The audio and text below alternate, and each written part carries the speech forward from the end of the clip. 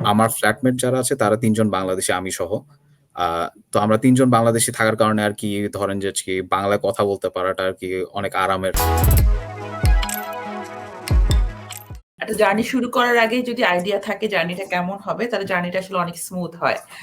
এর পরবর্তীতে আসলে আপনি যে ব্রিংহ্যামটন ইউনিভার্সিটিতে আছেন, সেই ইউনিভার্সিটির শহর এবং সেখানকার লিভিং স্ট্যান্ডার্ড, লিভিং কস্ট কেমন? এই নিয়ে যদি খুব সংক্ষেপে আমাদের কিছু বলতেন। অবশ্যই। তো বিংহ্যামটন হলো অ্যাকচুয়ালি গ্রেটার বিংহ্যামটন এরিয়া নামে পরিচিত। এটা বেসিক্যালি ৩ টা টাউন মিলে একটা শহর। ভেস্টাল, বিংহ্যামটন আর জনসন সিটি। আমি জনসন সিটিতে আছি আর বিংহ্যামটন শহরটা হলো ভেস্টালে।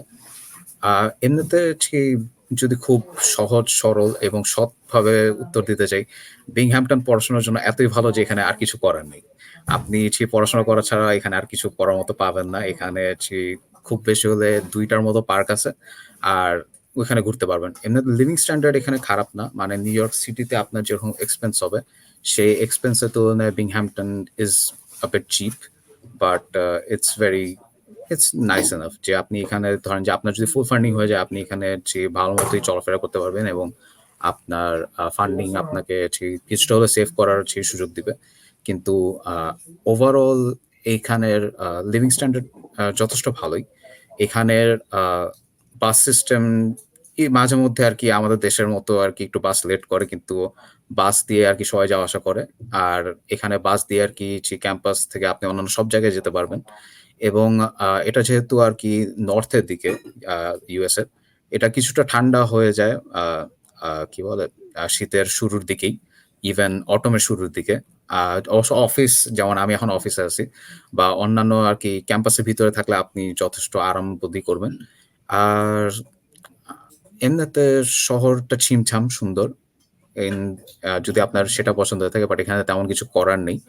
আর যদি আপনি লং টার্মে গাড়ি কিনেন তাহলে আপনি অনেক কিছু করতে পারবেন। ধরেন যে অন্যান্য শহরে যাওয়া বা অন্যান্য অ্যাক্টিভিটিস করা নিউ ইয়র্ক স্টেটের আন্ডারে, সেগুলো করতে পারবেন।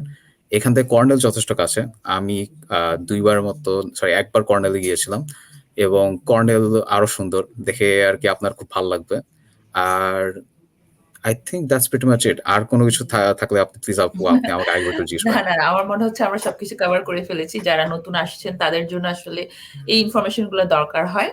আর মানে গ্র্যাড স্টুডেন্ট লাইফ এর ব্যস্ততা অনেক। আপনি নিজেই মেনশন করছিলেন, স্পেশালি পিএইচডি জার্নিতে। এবং এই পড়াশোনার পাশাপাশি আমাদের সাধারণত মানে ইউএসএ তে কিছু ছোট ছোট কমিউনিটি থাকে, দেশি কমিউনিটি বলি আমরা। এই কমিউনিটি প্রোগ্রাম গুলো আমাদের ইন্টারন্যাশনাল স্টুডেন্টদেরকে আসলে কিভাবে হেল্প করে আপনার মনে হয়? না, দেশি যেসব কমিউনিটি বা দেশি যেসব স্টুডেন্ট অ্যাসোসিয়েশন বা স্টুডেন্ট ইউনিয়ন আছে, সেগুলা অবশ্যই দরকারি এবং অবশ্যই কাজে দেয়। যেমন ধরেন যে আপনি মানে আমি অনেকদিন পর আরকি বাংলা ভাষায় আরকি অনেক কোনো কথা বলতেছি ইন আ ওয়ে যে ধরেন যে আমার ফ্ল্যাটমেট যারা আছে তারা ৩ জন বাংলাদেশী, আমি সহ। আ তো আমরা ৩ জন বাংলাদেশী থাকার কারণে আরকি ধরেন যে বাংলায় কথা বলতে পারাটা আরকি অনেক আরামের। এবং এক্ষেত্রে আরকি জিনিসটা আরকি আপনাকে এই জিনিসটাই আরকি আপনাকে অনেক আরাম দিবে বা অনেক আরকি খুশি দিবে, সত্যি কথা বলতে। আর এমনিতে ধরেন যে একটা কমিউনিটি থাকলে আরকি অনেক সুযোগ সুবিধা পাওয়া যায়। যেমন প্রাইমারি ক্ষেত্রে হলো ইনফরমেশন, যেটা সবচেয়ে বেশি আরকি আমাদের থাকে না। যেমন যে এই শহরে আমি কোথায় বাসা ভাড়া পাবো বা আমি যে এলাকাটাতে বাসা ভাড়া নিতে চাচ্ছি সেই এলাকাটা কত ভালো, আশেপাশে কি আছে বা আশেপাশে আমি হালাল খাবার দোকান, যদি আপনি হালাল মেইনটেইন করতে চান, সেটা আমি কোথায় পাবো বা কোথায় কম দামে জিনিসপাতি কিনতে পারা যায়, বা ধরেন যে আ ইউনিভার্সিটিতে কেমনে অ্যাক্সেস পাবো, কোন কোর্সটা নিলে ভালো। যদিও পলিটিক্যাল সায়েন্সে আমি এখন পর্যন্ত এই সাহায্যটা পাইনি। কারণ আমি ছাড়া আর কোনো সাউথ এশিয়ান এখানে নাই।